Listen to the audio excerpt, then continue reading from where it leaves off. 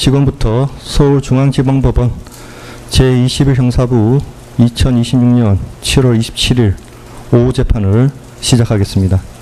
2025 고압 1753호 사건을 진행하겠습니다.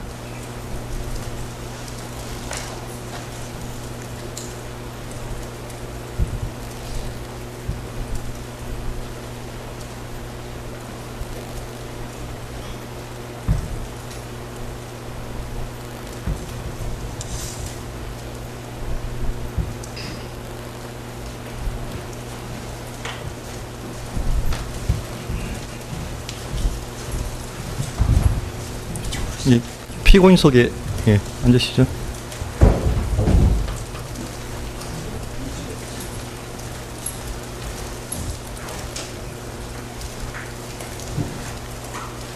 소송 관계인 출석을 확인하겠습니다.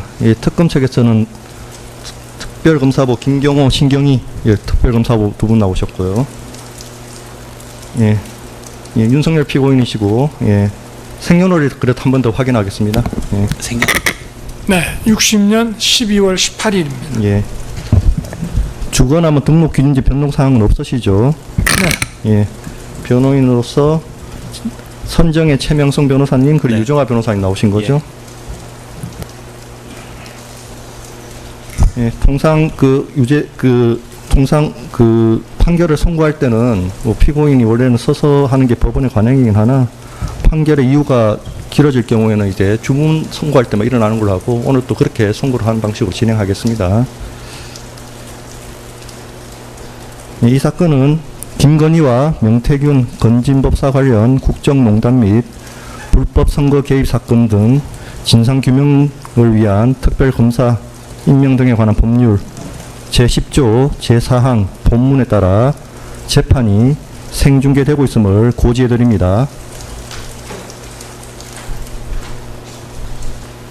그러면 이제 판결을 선고하도록 하겠습니다.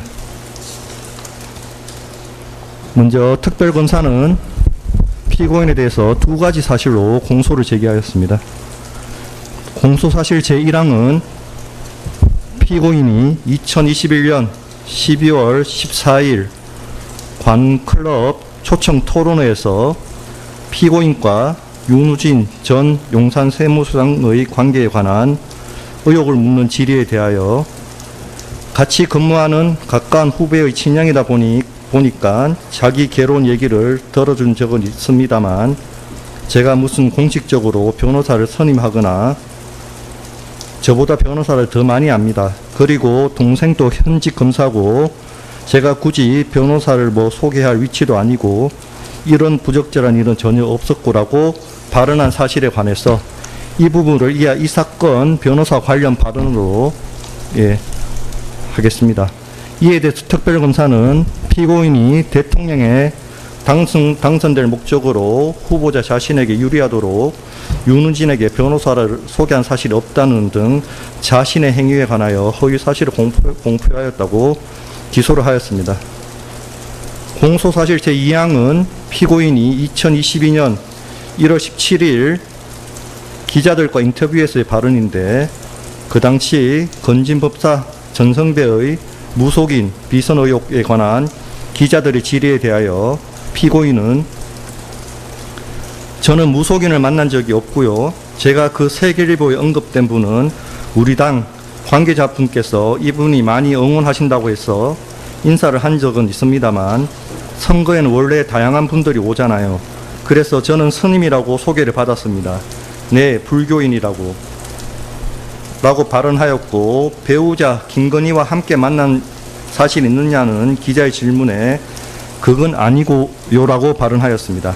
이하 이 부분을 이 사건 전성배 관련 발언이라고 하겠습니다. 이에 대하여 특별검사는 피고인의 이런 발언이 대통령에 당선될 목적으로 후보자 자신에게 유리하도록 전성배를 당 관계자의 소개로 만나게 되었다거나 김건희와 함께 전성배를 만난 사실이 없다고 발언하는 등 자신의 행위에 관하여 허위 사실을 공표하였다고 기소를 하였습니다.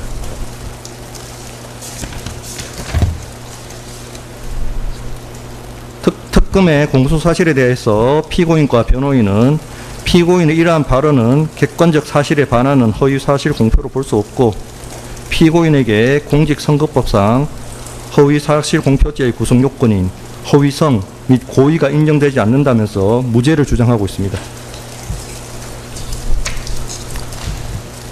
이와 관련해서 대법원의 관련 법리에 대해서 설명해 드리겠습니다.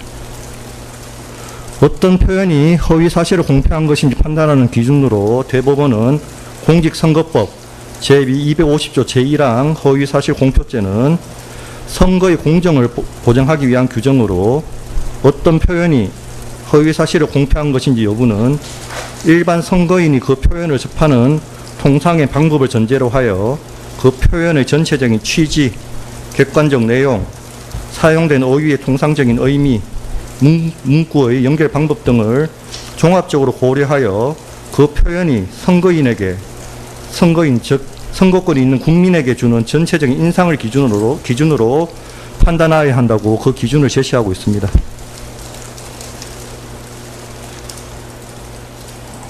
나아가 어떤 발언이 허위사실 공표에 해당하는지 밝혀보기 위해서 그 발언의 의미를 확정하여야 하는데 그 확정하는 방법에 관하여 대법원은 다음과 같이 판시하고 있습니다. 어떤 발언이 허위사실 공표에 해당하는지 여부를 구체적으로 밝혀보기 위해서는 먼저 그 발언의 의미를 확정해야 합니다. 발언의 의미를 확정할 때는 사후적으로 개별 발언들의 관계를 치밀하게 분석, 추론하는 데 치중하기보다는 발언이 이루어진 당시의 상황과 발언의 전체적인 맥락에 기초하여 일반 선거인, 즉 선거권이 있는 국민에게 발언의 내용이 어떻게 이해되는지를 기준으로 살펴보아야 합니다.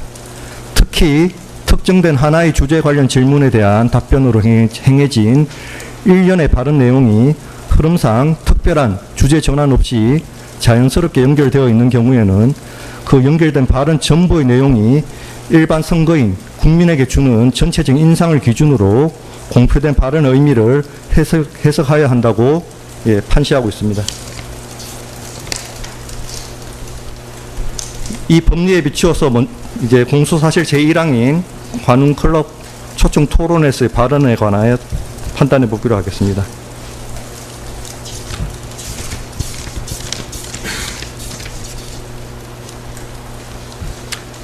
관훈클럽 초청 토론회에서 이 사건 변호사 관련 발언이 이루어졌고 이 사건 변호사 관련 발언의 의미를 확정해야 하는 바 이에 관해서 살펴보겠습니다. 관훈클럽 초청 토론회에서 경향신문 정치 에디터 구혜영은 피고인이 이남석 변호사를 윤우진에게 소개해왔던 사실을 전제로 하여 윤우진에 대한 수사를 표적수사 또는 보복수사로 보았던 피고인의 판단이 현재도 유지되는지 질문하였습니다. 그런데 피고인은 위 질문에 대하여 소개 사실을 인정한 다음 정식 선임 여부나 관여 정도를 한정하여 설명한 것이 아니라 피고인은 변호사를 소개할 위치에 있지 않았고 이야기만 들어주었을 뿐 실제로 그러한 행위도 하지 않았다는 취지로 변호사 소개 행위 자체를 정면으로 부인하며 적극적으로 해명하는 답변을 하였습니다. 이에 대하여 피고인은 일반적인 언어 생활에서 변호사 소개는 변호사 선임에 실질적으로 도움을 주는 행위를 의미하는 것으로 이해되므로 이 발언은 변호사 선임 과정에 어떠한 영향력도 행사한 사실이 없다는 취지를 밝힌 것일 뿐이라고 주장합니다.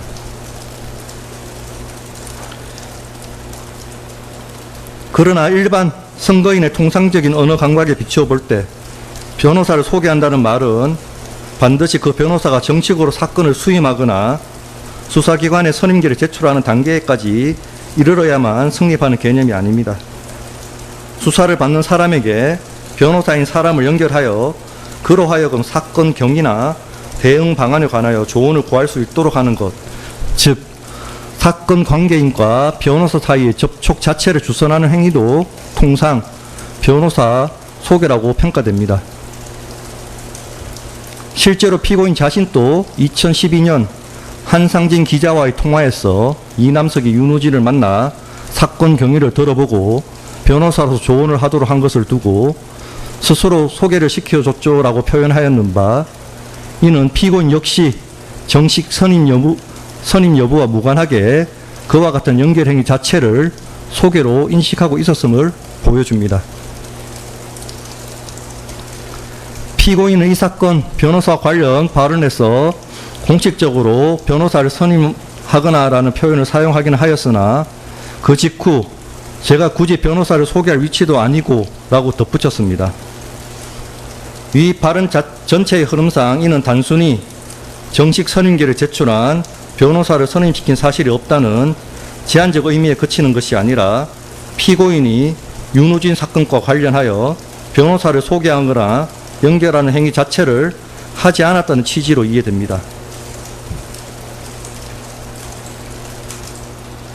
또한 피고인이 위와 같은 설명에 이어 이렇게 말하였습니다.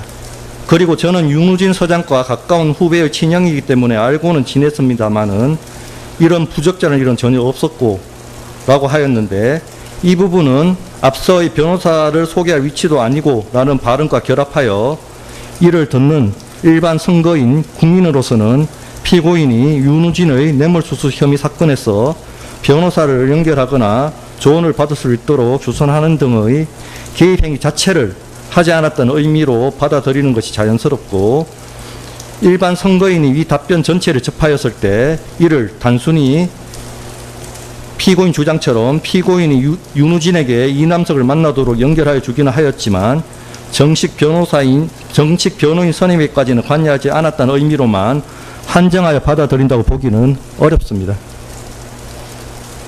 따라서 이 사건 변호사 관련 발언은 일반 선거인의 관점에서 볼 때 피고인은 윤우진의 뇌물수수 혐의 사건과 관련하여 윤우진에게 변호사 이남석을 연결하거나 소개하는 등의 관여를 하지 않았다는 사실을 공표한 것으로 해석이 됩니다.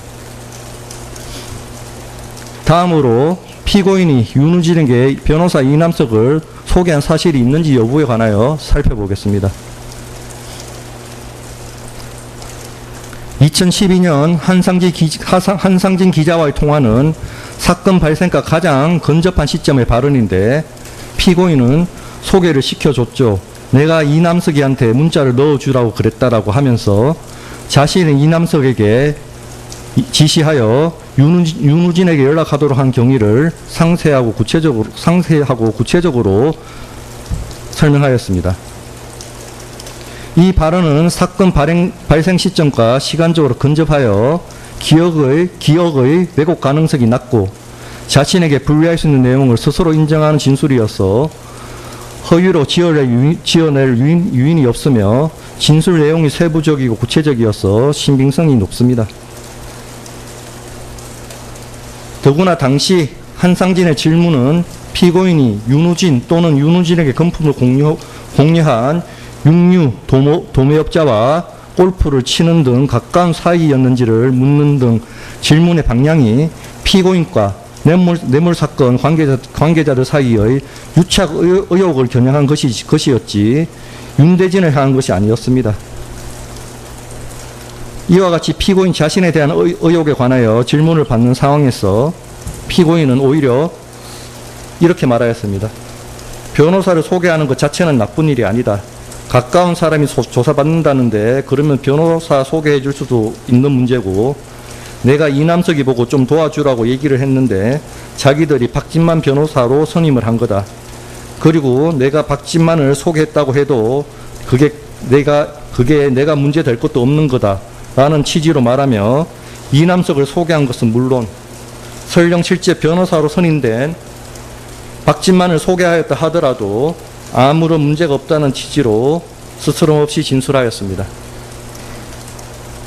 이는 피고인이 자신을 향한 공격적 질문 국면에서 굳이 지어낼 이유가 없는 사실을 스스로 인정한 것이었어 그 신빙성이 있고, 이러한 상황에서 피고인이 윤대진을 보호하기 위해 자신에게 불리하게 작용할 수 있는 허위의 발언을 하였다고 보기는 어렵습니다. 더욱이 당시 한상진은 이미 이남석 변호사가 윤우진 씨 핸드폰으로 윤석열 소개로 전화를 드리는 변호사입니다라고 문자 메시지를 남긴 게 확인됐다며 문자 메시지의 구체적인 문구까지 제시하며 피고인에게 질문하였습니다. 이처럼 물증이 이미 기자의 손에 있던 상황이라면 피고인으로서는 그 경위에 관하여 실제로는 윤대진이 이남석에게 부탁한 것이고 자신은 윤대진을 보호하기 위해 1억만 빌려주었을 뿐이라는 취지로 답변하여 책임을 윤대진에게 돌릴 수 있는 기회가 충분히 있었습니다. 그럼에도 피고인은 그렇게 답변하지 아니하고 오히려 자신이 이남석에게 어떠한 경위로 지시하였는지를 상세하게 설명하며 소개하였다는 취지로 진술하였습니다.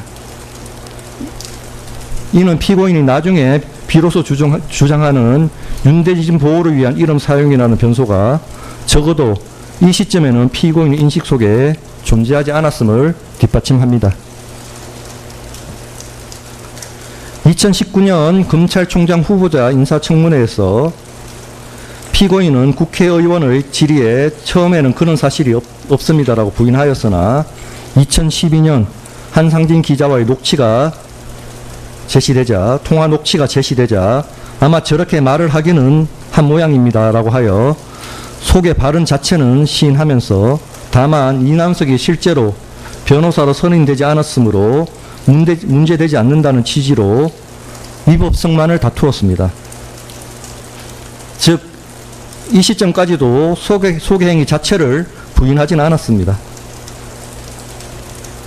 당시에도 이 부분이 큰 논란이었음에도 피고인은 실제로는 윤대진이 소개한 것이나 민감한 수사를 하고 있던 윤대진을 보호하기 위해 자신의 이름만 사용하게 하였던 취지의 변명은 하지 않았습니다.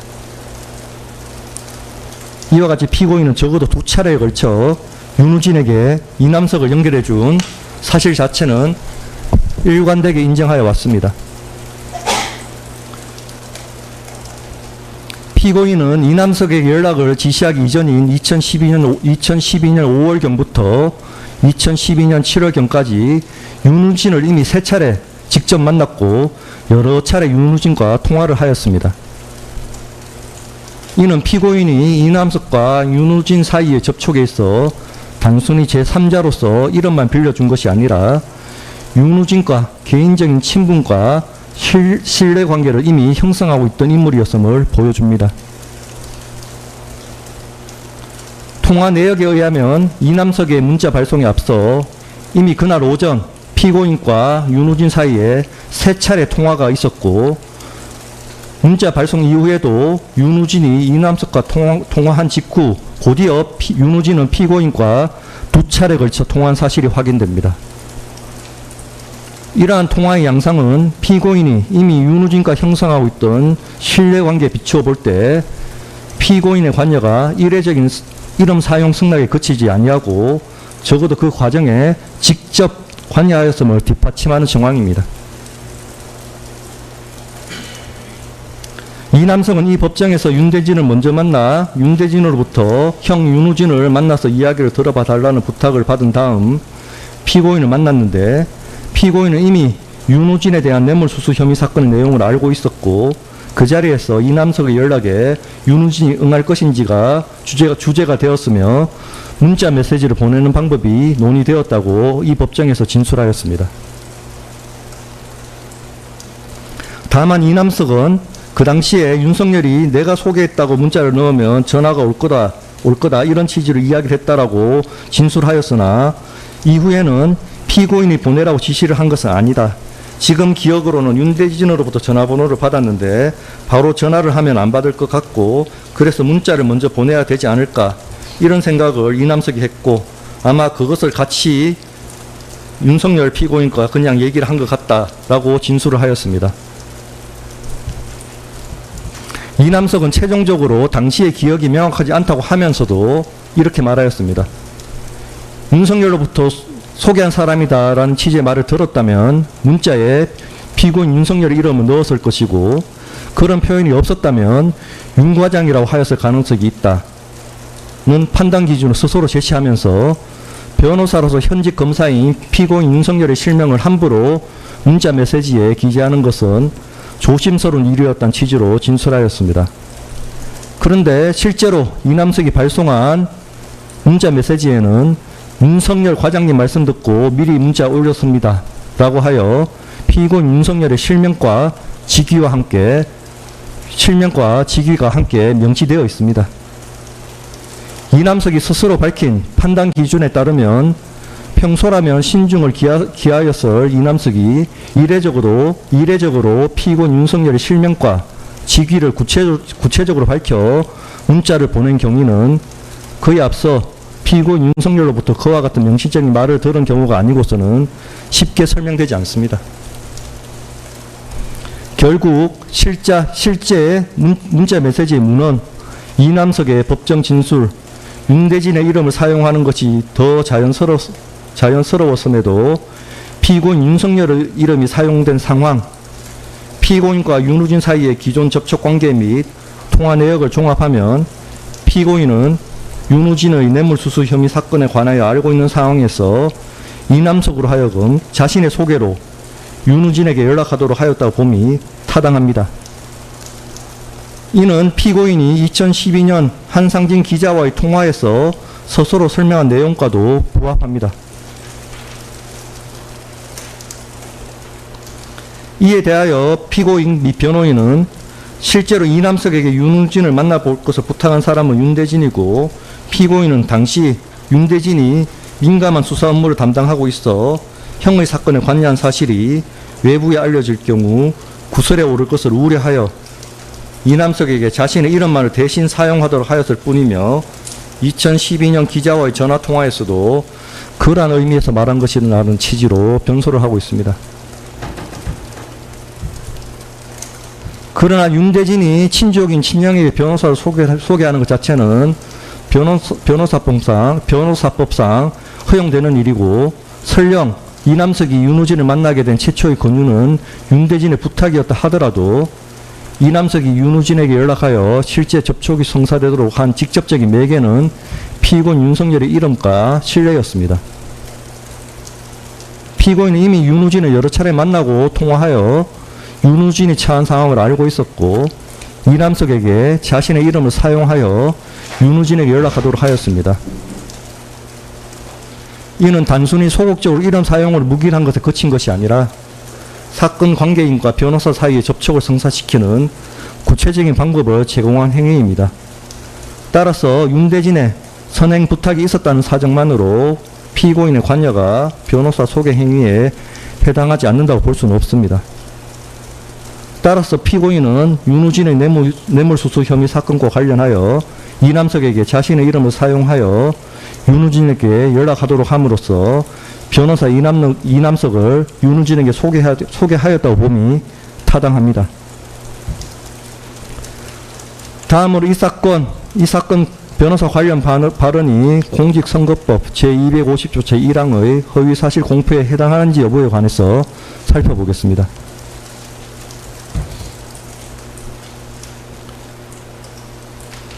이 사건 변호사 관련 발언은 피고인은 윤우진의 뇌물수수 혐의와 관련하여 변호사 이남석을 연결하거나 소개하는 등의 관여를 하지 않았다는 의미로 해석됩니다.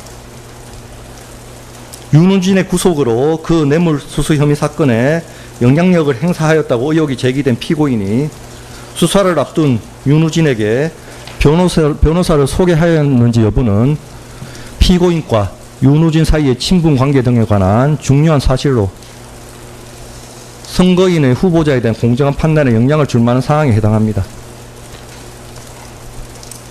그런데 피고인이 윤우진의 뇌물수수 혐의 사건과 관련하여 이남석에게 자신의 이름을 사용하여 윤우진에게 연락하도록 함으로써 이남석을 윤우진에게 소개하였는 바 피고인은 윤우진의 뇌물수수 혐의 사건 관련해서 이 사건 변호사 관련 발언은 후보자의 행위에 관한 허위사실의 공표에 해당합니다. 피고인은 2012년 한상진 기자와의 통화, 2019년 검찰총장 후보자 인사청문회에서 두 차례에 걸쳐 스스로 이남석을 윤우진에게 연결해 준 사실을 인정하는 취지로 진술하였습니다. 그럼에도 대통령 선거를 3개월가량 앞둔 2021년 12월 14일 관훈클럽 초청 토론회에서는 이와 명백히 배치되는 부인 발언을 하였습니다. 나아가 피고인은 단순히 소개 사실을 전해 들은 것이 아니라 이미 윤우진과 3차례 직접 만나 신뢰관계를 형성한 상태에서 이남석의 우려에 대한 해법으로 문자 메시지에 피고인 자신의 이름과 직위를 사용하도록 하였으며 그 이후에도 윤우진과 통화하였습니다. 이는 피고인이 수동적으로 전해들은 사실을 착오로 잊어버릴 수 있는 성질의 것이 아니라 피고인 자신이 주도한 구체적인 경험입니다. 피고인이 자신의 종전 진술 내용을 잘 알고 있었을 것으로 보이는 이상 이와 다른 취지의 이 사건 관련 변호사 관련 발언을 하면서 그 내용이 객관적 사실과 다르다는 점을 인식하였다 할 것이므로 허위 사실 공표에 대한 고의도 인정됩니다. 그렇다면 피고인의 이 사건 변호사 관련 발언은 공직선거법 제250조 제1항이 규정한 허위사실 공표죄에 해당한다고 판단됩니다. 따라서 공소사실 제1항은 유죄로 인정됩니다. 공소사실 제2항인 기자들의 인터뷰에서의 발언에 관해서 살펴보도록 하겠습니다.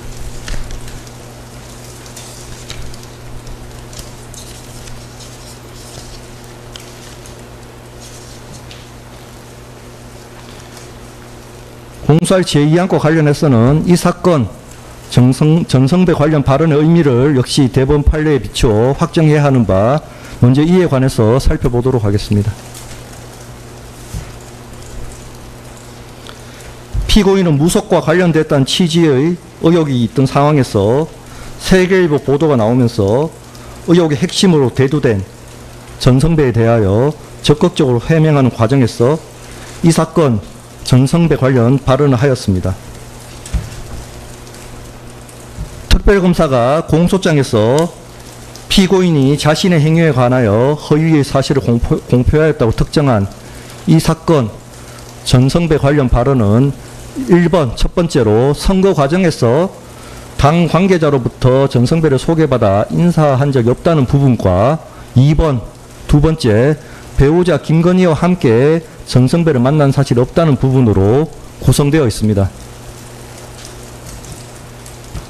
당시 세계일보 보도는 단순히 전성배가 선거대책본부에서 특정 직함으로 활동하고 있다는 사실에 그치는 것이 아니라 전성배가 피고인의 메시지, 일정, 인사에까지 관여하며 영향력을 행사한다는 것이었고 세계일보 기사에서도 언급된 당시 확산되던 관련 의혹은 전성배가 피고인이 검찰총장으로 재직하던 시절부터 대권 도전을 결심하도록 관여하였고 피고인이 검찰총장 재직 당시 대선 출마 여부나 특정 사건의 수사 방해에 관하여도 전성배로부터 조언을 받았다는 것 등이었습니다.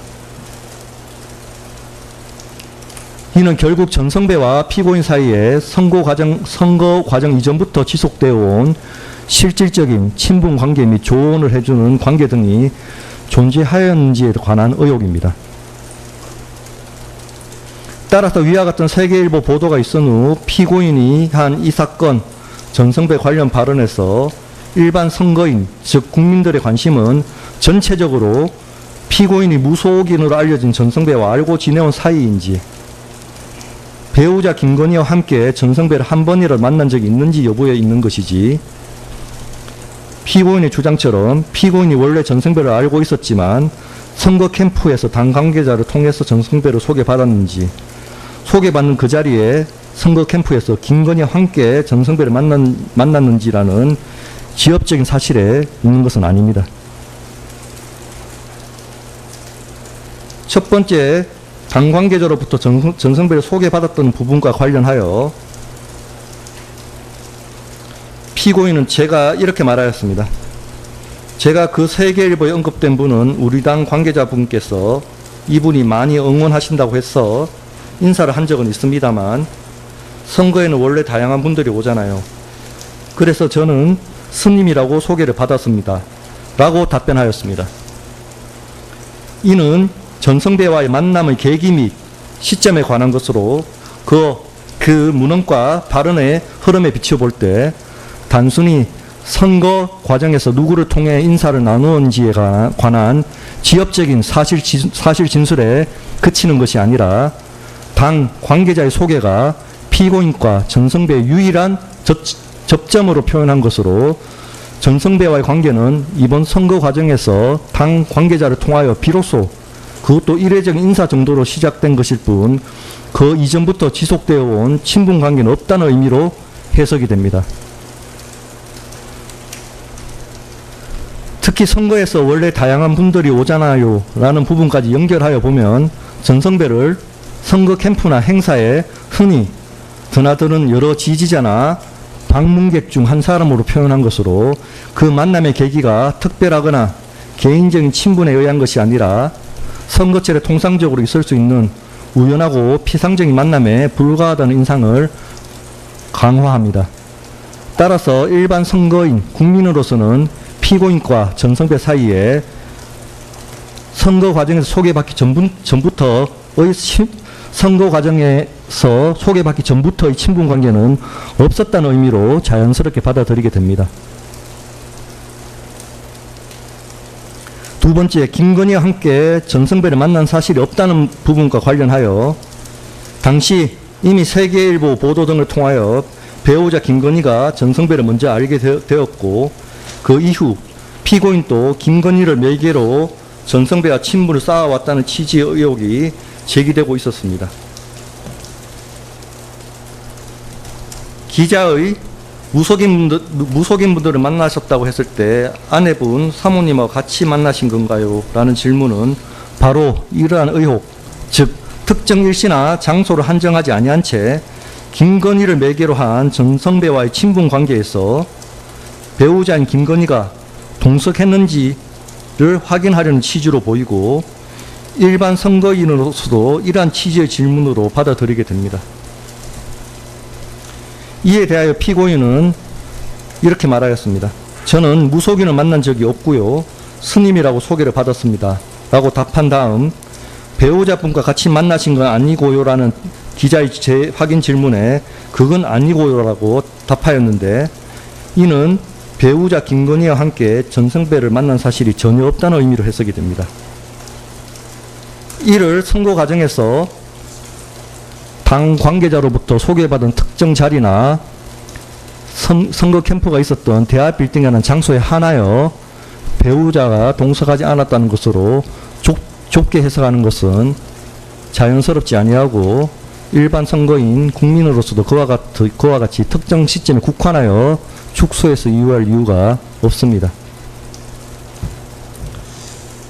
이와 같이 피고인에 대한 전성배 관련 의혹이 있는 상황에서 피고인 위와 같은 해명은 일반 선거인에게 전체적으로 피고인은 선거 과정에서 당 관계자로부터 전성배를 처음 소개받아 인사한 것일 뿐이고 현재까지 배우자 김건희와 함께 전성배를 만난 사실은 전혀 없다는 인상을 주기에 충분하고 일반 선거인으로서 이 사건 전성배 관련 발언을 피고인이 원래 전성배를 알고 있었는지와 무관하게 선거 캠프에서도 당 관계자로부터 전성배를 소개받았고 그 자리 또한 대하 빌딩에서 김건희와 함께 전성배를 만난 적은 없었다는 취지에 국한하여 이해할 가능성은 거의 없습니다. 다음으로 이 사건 전성배 관련 발언이 공직선거법 제250조 제1항의 허위사실 공표에 해당하는지 여부에 관해서 살펴보겠습니다.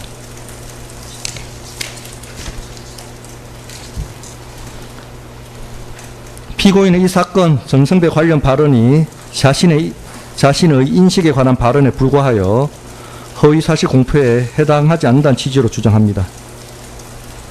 특별검사가 기소한 이 사건 전성배 관련 발언은 전성배를 무속인으로서 알고 있었는지에 관한 피고인의 인식을 말하는 것이 아니라 전성배를 소개받은 경위 배우자와 함께 만난 사실 유무라는 피고인 자신의 구체적인 과거 행적의 전부를 단정하는 진술입니다. 이는 검증 가능한 객관적인 사실에 관한 것으로서 피고인 자신의 과거 구체적 행적에 관한 진술이지 추상적인 의견 표명이나 순수한 주관적인 인식을 밝히는 것에 그치는 것이 아닙니다.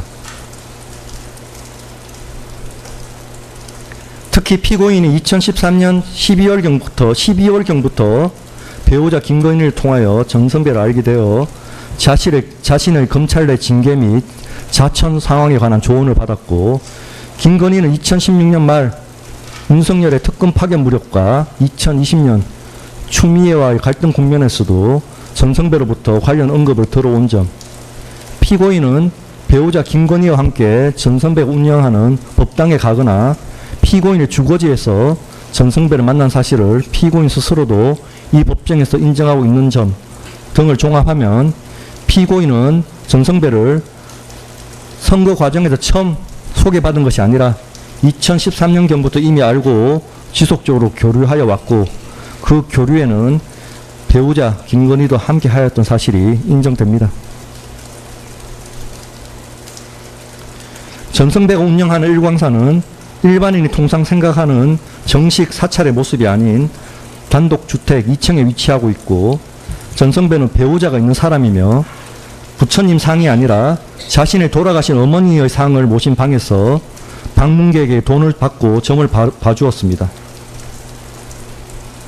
김건희는 이준수로부터 전성배를 점술적 성격을 전제로 한 인물로 소개받았고 전성배가 실제로 한 언급 역시 인물의 운세나 관계의 기륭을 논하는 것으로 일반인이 생각하는 불교적 조언과는 성격을 달리합니다.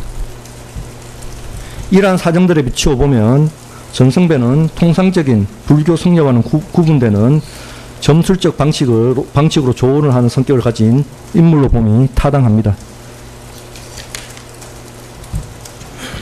피고인이 검찰 내부 징계를 받은 무렵부터 배우자 김건희와 함께 전성배를 만나온 사실은 피고인 자신이 이 법정에서 인정하고 있는 것으로서 이는 다른 사람의 전언이 아니라 피고인 자신이 직접 겪은 경험이어서 착오를 일으킬 여지가 적습니다.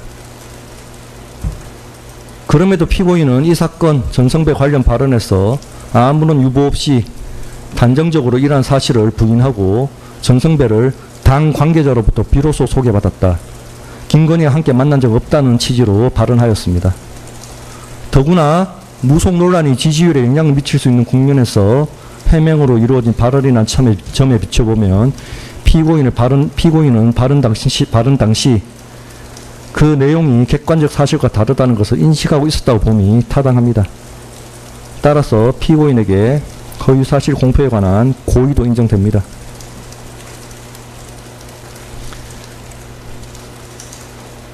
이와 같이 전성배가 통상적인 불교 성녀와 구분되는 점술적 성격이 인물이었던 이상 대통령 선거 후보자가 배우자 김건희와 함께 이러한 인물과 장기간 친분 관계를 유지하며 개인적, 정치적 처지에 관한 조언을 받아왔는지 여부는 후보자가 국정 운영에 있어 합리적 판단이 아닌 비공식적 영향력에 의존할 가능성과 직결되는 사항으로서 후보자의 자질, 성품, 능력 등에 관련하여 선거인 후보자에 대한 공정한 판단에 영향을 줄 만한 행위에 해당됩니다. 그렇다면 이 사건 전성배 관련 발언은 공직선거법 제250조 제1항이 규정한 허위사실 공표죄에 해당됩니다. 이에 대해서 피고인과 변호인은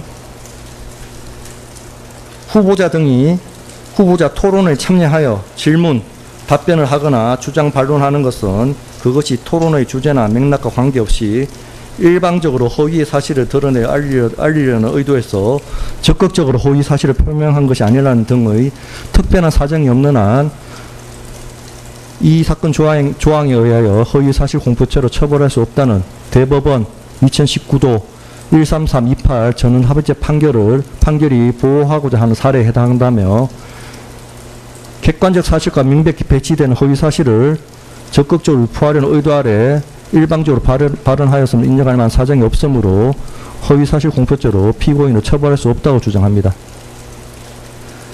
그러나 위 대법원 판결의 법리는 공직선거의 후보자 등이 후보자 토론회의 토론 과정 중에서 한 발언에 관한 것으로서 후보자 토론회가 일방적인 연설 등과 달리 참여 기회, 발언 순서, 발언 시간 등이 정해져 후보자 간 균형이 보장되고 후보자 사이에서 질문과 답변, 주장과 반론에 의한 공방이 제한된 시간 내에서 즉흥적, 계속적으로 이루어지게 되므로 그 표현의 명확성에 한계가 있을 수밖에 없는 상황임을 전제로 한 것입니다. 그런데 이 사건 변호사 관련 발언이 이루어진 관훈클럽 초청 토론회는 명칭이 토론회이긴 하나 피고인만이 후보자로 초청되고 언론인으로 구성된 패널들의 질의에 피고인이 답변하는 형식이었으며 이 사건 전성배 관련 발언이 이루어진 기자들과의 인터뷰는 애초에 상대 후보자와의 공방 구도를 전제하는 후보자 토론회에 해당하지 않습니다. 따라서 위 대법원 판결의 법리가 이 사건에 그대로 적용될 수는 없기 때문에 이 부분 주장은 받아들이지 않습니다.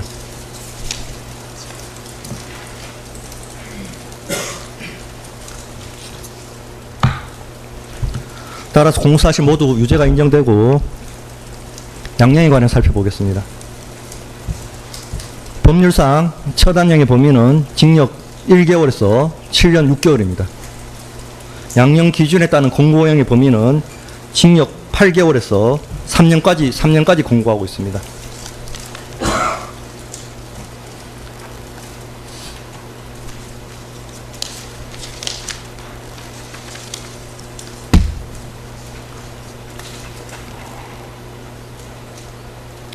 이 사건 각 범행은 대한민국 대통령 선거라는 국가의 최고 공직자를 선출하는 절차에서 유력 후보자였던 피고인이 자신에게 유리하도록 자신의 구체적 행위에 관하여 허위의 사실을 공표한 것입니다. 공직선거법 제250조 제1항의 허위사실 공표죄는 선거인이 후보자에 대한 정확한 판단 자료를 가지고 올바른 선택을 할 수 있도록 보장하기 위한 것인데 이 사건과 같이 후보자 본인이 직접 토론회나 인터뷰 등 파급력이 큰 공개된 자리에서 허위의 사실을 공표하는 경우 선거인의 의사결정에 미치는 영향은 매우 큽니다. 이 사건 변호사 관련 발언은 윤우진의 뇌물수수 혐의 사건에 영향력을 행사하였다고 의혹을 받고 있는 피고인이 윤우진과의 친분 및 신뢰관계의 정도에 관하여 스스로 인정한 종전의 진술을 뒤집어 허위의 사실을 공표하였다는 점에서 재질이 가볍지 않습니다. 이 사건 전성배 관련 발언은 피고인이 2013년경부터 친분 관계를 유지하며 자신의 개인적, 정치적 처지에 관하여 반복적으로 조언을 받아온 인물과의 관계를 마치 선거 과정에서 우연히 소개받은 것처럼 전면적으로 부인한 것입니다. 이는 후보자가 국정 운영에 있어 합리적 판단이 아닌 비공식적 영향력에 의존할 가능성이 있는지에 관한 것으로서 유권자의 관심이 대단히 높았던 사항에 관하여 허위의 사실을 공표한 것으로서 그 재질이 매우 무겁습니다. 피고인은 이 사건 각 범행 이후 실시된 제20대 대통령 선거에서 당선되었습니다. 물론 선거의 결과가 이 사건 각 범행만으로 좌우되었다고 단정짓기는 어려우나 허위 사실 공표죄가 보호하고자 하는 법익인 선거인의 올바른 의사결정이 이 사건 각 범행으로 인하여 침해되었다고 보기에는 충분합니다. 이러한 사정들과 그 밖에 피고인의 연령, 지위, 성행 환경, 범행의 동기, 수단과 결과, 범행 후의 정황 등 기록 및 변론에 나타난 여러 양형 조건을 두루 참작해서 추문과 같이 형을 정하였습니다. 예, 피고인이 일어나셨고요. 예, 다음과 같이 판결 선고하겠습니다.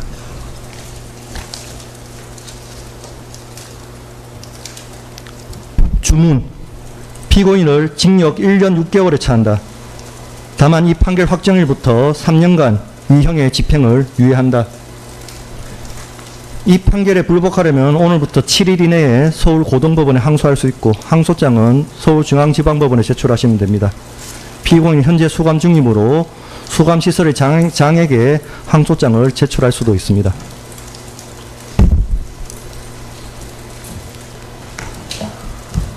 예, 이상 판결 선고를 마치겠습니다.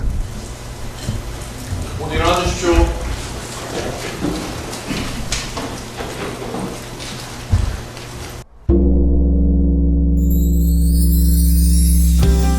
(150만) 구독자와 함께 걸어온 민족 언론 서울의 소리. 우리는 오늘 새로운 얼굴로 새로운 마음으로 다시 출발합니다. 탄압과 내란의 혼란 속에서도 멈추지 않았던 이유. 국민이 주인인 나라, 민주시민의 목소리, 국민 주권의 시대를 지키기 위해서였습니다. 이제 서울의 소리는 더 넓은 무대로 나아갑니다. 언론을 넘어 영상과 소리, 현장과 기록이 살아 숨쉬는 새로운 멀티미디어 저널로 다시 태어납니다. 진실을 말하고 거짓을 바로잡으며 시민과 함께 만드는 언론.